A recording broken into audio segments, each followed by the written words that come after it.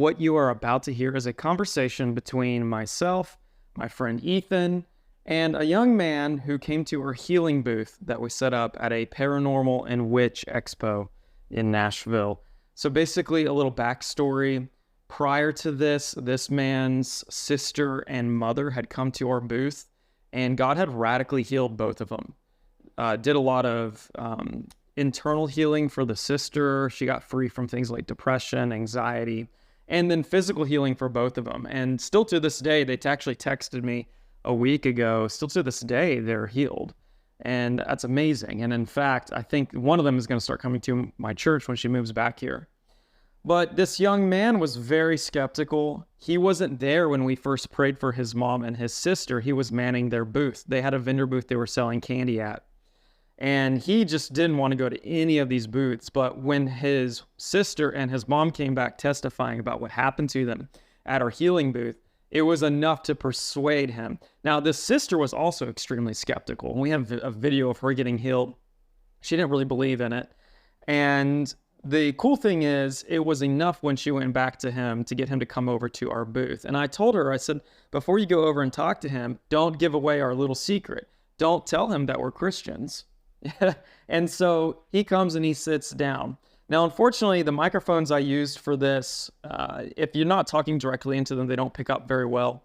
And so you cannot hear him or the sister too well. I used Adobe Audio Enhance to try to fix some of this, but if it sounds a little garbled, that's why. You get the gist of it by listening to the conversation, and you'll see God give Ethan and I some words of knowledge for this man.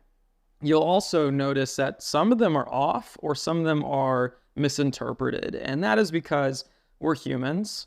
There's other reasons. I mean, I'll also say that the gift of prophecy is relatively new for me to be using it in ministry, but ultimately, when God is speaking to a human being, the human being is going to filter it, and you then have a job of understanding what is from God and what is me. Like, am I putting my own spin on something? Am I seeing in the natural and then misinterpreting it? I think also sometimes God will speak to us, and like we might get a vision, and we try to interpret the vision for the person that it's for, instead of just telling them plainly what we see. And what you will find out hearing this conversation is, the moment I see this man, I see baseball. I have this image of him just swinging a bat. And I try to interpret that in my own natural self as he has a sports injury. And of course, I got lucky. Yeah, he did, but it wasn't from baseball. The baseball image was really what God wanted to hone in on in this man's life, which you will later find out has to do with his father and some wounds that he carries. Some words were just so loud from God, though, and at the very end, you'll hear me bring up his anger towards God. And you can't see this man's face, but he goes from like incredulous to almost crying towards the end. And then I just start to sense this great anger. Like, God just tells me he's angry at me, and that's what he's going to have to lay down. I wanted to create podcasts where people would come on and they're unbelievers, because I wanted to show the American Christian church how we can be evangelizing the lost. And this is an example of that, because, well, you'll find out how this ends, but ultimately the goal is to get people to encounter Jesus Christ. And then they have, in their own free will, the ability to choose whether they want to make him their Lord or not. And it is totally feasible to take a man who is angry at God, who is jaded, and introduce them to Jesus Christ. Now, this is done by the power of the Holy Spirit. You will hear in this taping an incredible miracle that happens in this man's body. And that is the appetizer, the invitation to Jesus. He used healing to invite people to intimacy with him. You know, you would notice he would heal someone, and then he would tell that person, go and sin no more. And so the demonstration of the power of God in someone's life ultimately comes first. And then they have a choice whether or not they're going to humble themselves and put their faith in Jesus, or continue on and live the way they have been living. Okay, tell me your name again. Alex. I'm James. I'm Ethan. Okay, but this only works if you actually have problems. Yeah, I have, The whole list? okay, well, hold on. Do you want him to tell us first? Do you want to try to guess it? I'll try and guess. Okay. All right. It's not really just guessing. Just Yeah, okay. Give us like 20 seconds, okay? And we'll tell you what we know. Do you have a sports injury by chance? Baseball? A few. Small, minor injuries. Minor injuries. Were they from baseball? Okay, different sport. He did Okay. play baseball for like You did play 13 baseball. years. Okay. Yeah. Okay. Okay. This could be wrong. You have to give us a lot of grace. Okay. I kind of feel like it's around like the back of a leg and then also maybe a shoulder issue. Either of those? I have shoulder problems, but not from sports. It is knee problems for that. Knee problems. Okay. And you have shoulder problems from what? I just pull muscles in my back all the time. Just lifting improperly? Pretty much. Legs, man. Lift with your legs. And then the knees from basketball. Okay. Anything like, you don't have like a blown out knee though. It's just more like a thumb that comes and goes. Like pain that comes and goes depending on maybe even like the angle at which you do things, like might change the severity of it. It's kind of more like a sprain that has a hard time healing up.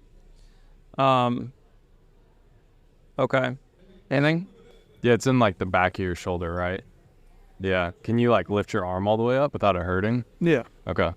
It's just like whenever I go like that, it hurts. Okay. Good. Good, because we can test it. Yeah. So if you are divinely healed, you'll be able to do this without any pain, right? It's like science. Observable results. Okay. All right, good. I'll tell you, I like skepticism. Why did you come to this place if you're such a skeptic? That's what I want to know. These people, everyone here believes in ghosts and all kinds of stuff. Just a good price to sell candy. Okay, asked for help. Okay. Have you visited any other booths yet? I've looked around, yeah. Okay. Have you done any other healing places yet? I wanted to do the fortune telling, but I haven't done that yet. Anything else, man, that you deal with that would be not in your body? Look at the list. Yeah. Anxiety, depression, nightmares. Yeah. Yeah. I guess I'll switch on that. Yeah, well, I see anxiety. Definitely. Oh, I didn't even see that. I was thinking nightmares. Yeah. Yeah, I see some definite bad dreams. You have bad dreams? I don't really dream much. Okay. Have you in the past? Okay. I've had sleep paralysis a few times. Yeah. It's considered a night. Yeah, or you wake up, you can't move? Have you seen stuff in your room? Like when you wake up? Yeah. Yeah. Yeah, like kind of a shadowy figure type thing. Yeah, okay. Not maybe a depression. And I see that you have like a lot of strength and you don't give into stuff much, but you definitely I've had bouts of like going through like really just you don't really want to do anything. Feeling like things are kind of pointless. Yeah. Yeah. Okay. Did you want to do sports with your life at one point? Yeah. And has the injuries messed with that? No. No. What's keeping you from that, or are you pursuing it currently? I'm not pursuing it currently. Okay. It was mainly because I didn't think I could make the high school team. Okay. I'll just throw out a limb here, and you can tell me if I'm wrong. Has there been any situation, like a hard situation, even like recently with like a best friend that you've had, like a guy, and just had kind of a tough situation there, some sort of loss even? Yeah.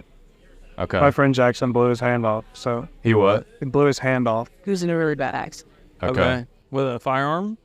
No. He was trying to make a cannon. And it blew up, and he lost 3 fingers. But if I had been shotgun, the rest amputated. So Wow. That's already a shotgun. Yeah, Why do you turn it into a cannon? we all have tattoos resembling. Okay. That's important. You're really close with him? Yeah. He's changed a lot since then, hasn't he? Like he's really different. Yeah. That's been hard for you, hasn't it? I just keep seeing you like swinging a bat. I don't know why. It's like the first thing I saw when you sat down. Like playing baseball, you just like swinging as hard as you possibly can. Was that something you did when you were really young, or like more recently? Baseball? Yeah. Whenever I was younger. When you wanted to go into professional sports, what sport? Basketball? Baseball. Baseball. I just see baseball. And like, honestly, this could be something that you're going to do down the line. Like it might literally be your calling, is what I'm saying. Like not just something that you did in the past, but it could be something that is purposeful and meaningful in your life that you will do in the future. I just want to like encourage you with that. That was literally the first thing I saw when he sat down, and I was like, am I just looking at him? He looks like a baseball player. I read your shirt. I was like, I don't know if that's a baseball team, just says Illinois on it. Okay. Wow. Anything else, Ethan? Oh, go ahead. I was gonna say it could be something with like past trauma with our dad, because our dad really got him into baseball. So Stop. that could. I wish you hadn't said that. Or was that? Okay, it sounds bad when I say this, but that was literally the next thing that I was gonna say. This is baseball, because I saw like you even with your dad, like swinging a baseball bat, so I'll extrapolate a little bit on that, and you can tell me if I'm wrong. But I see even you wanting to be like your dad, and I just see like a really a disconnect there of like you like missing that relationship. And just like a lot of trauma. It may have changed though. It may have been different when you were little, compared to when you were older. And like maybe at one point you did, but then you like miss a version of him. Yeah. No, Not really. Wrong. you were never close to him. We had to go there every other weekend, but I wouldn't say I idolized him. Come. Well, do you want your shoulder and your knee thing healed? I'll see if it works. Well, do you want it?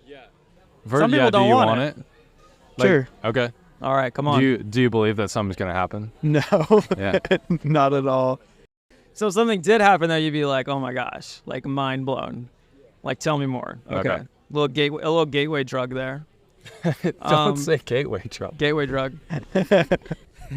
We want to deal with your shoulder and we want to deal with your knee. Is it both shoulders or just the right one? Just my left. Your left one. Okay. Real quick. Yeah, go ahead.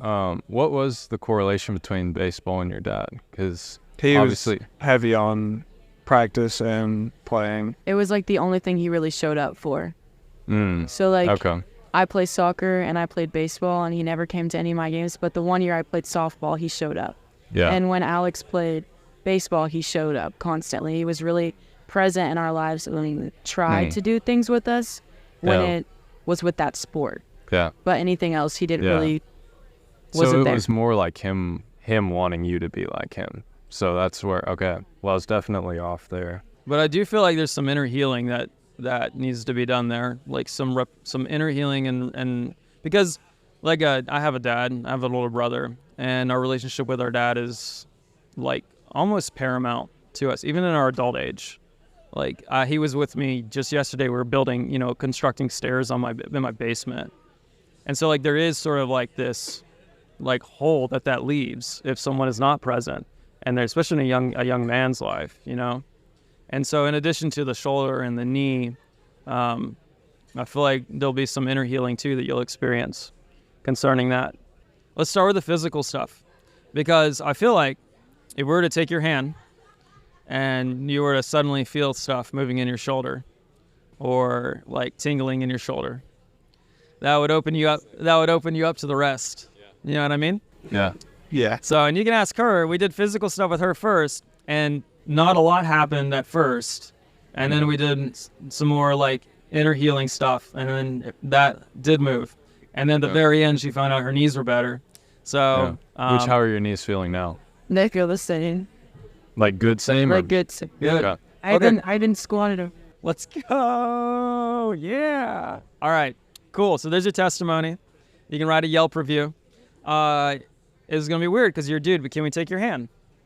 Do you mind? Here, you give him that one. I'll take this one. Dude, your hands are so big compared to mine. I'm a little guy. All right. So just sit there and close your eyes. And you just let us know if you feel any tingling or warmth in your shoulder right now. All right. So I just speak to that left shoulder. Every bit of pain, every bit of tension in that shoulder. I command it to melt away right now. Yeah, I command those bones to go back to the way that they're supposed to be, to the way that they were made, come back into alignment. And then that knee problem, whatever is misaligned, whatever was torn or hyperextended or whatever it may be healed right now. In the knee, every muscle, every ligament, every bone, every nerve, come into alignment right now. And every bit of limitation and pain, I break you now.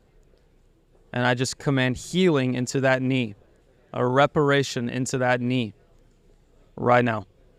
All right, that's it. No tricks or anything. Stand up, test it out. See if you see any difference.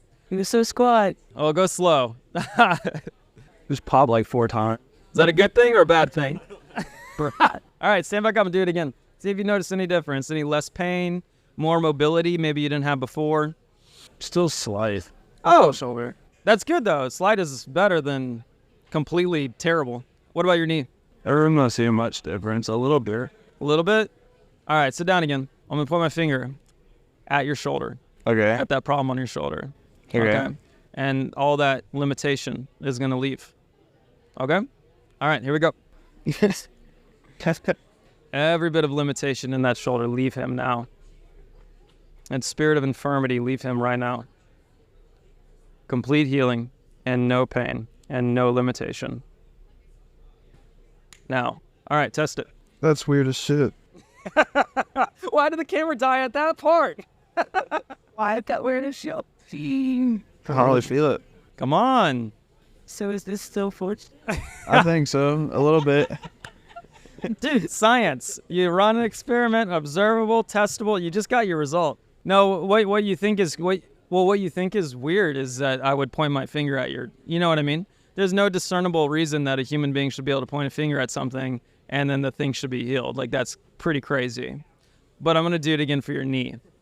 All right. So yes, you sound crazy. Yeah, you sound Yeah. okay. You're ready. You still sound crazy. We'll explain the trick at the end. Okay. All right. That knee, is it something diagnosable? Like Tendonitis. tendonitis. Thank And you. both of them. In both of them. It's not just the one. The right knee's worse. Okay. Hyperextended Tendonitis. it. Double fingers. All right, here we go. All right, I just speak to those knees right now and that tendonitis in this man. I break its power right now. And I command every bit of tendonitis, every limitation, every bit of sickness, that spirit of infirmity, to leave him now. It goes right now. All right, stand up. Try it out. I didn't hear any pops. I ain't gonna lie. That's not what we're focused on. I don't like that. Oh, sit back down. Tell us what you don't like about it. I don't really feel pain in my knees There's no anymore. pain in your knees. Yeah, why would there be? A random dude across the table from you pointed at it and told the pain to leave. Why would you still have pain in it? I mean, come on. Come on, brother. It sounds so stupid. It does. It does. Hey, it's not as like there's stupider, man. There's stupider in this room. Here's these rocks. Hold these rocks. They're gonna heal you. You know what I mean? We throw these. Yeah. So okay. The other stuff. Do you want the other stuff dealt with too? You have to want the anxiety and the depression and the just some things in your heart that need to be bound up. That's some wounds that you carry. Do you want all that? Sure. Okay. You want to pray for him? Yeah. Yeah, absolutely. Okay, go ahead. Yeah. Yeah, I command every single bit of that heaviness, that depression, that anxiety to leave right now. Every single bit. Every spirit that's causing those feelings. Every single...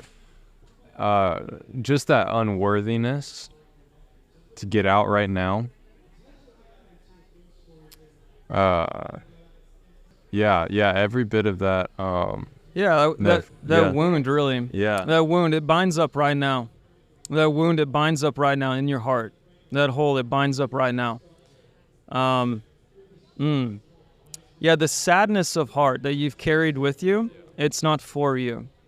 And so right now I come against that sadness and that depression. It comes and goes and comes and goes. And it's like based on things that are going on in your life around you. But what you want is a consistency. You would like to have a consistent joy.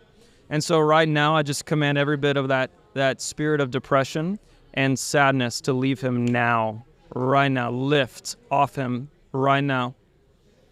And that anxiety, that fear, and especially whatever is causing the sleep paralysis. I break your power over him right now, and I command it to lift and leave this young man and to never return. The sleep paralysis, it ends today, and the fear, it ends today. How do you feel? Any different?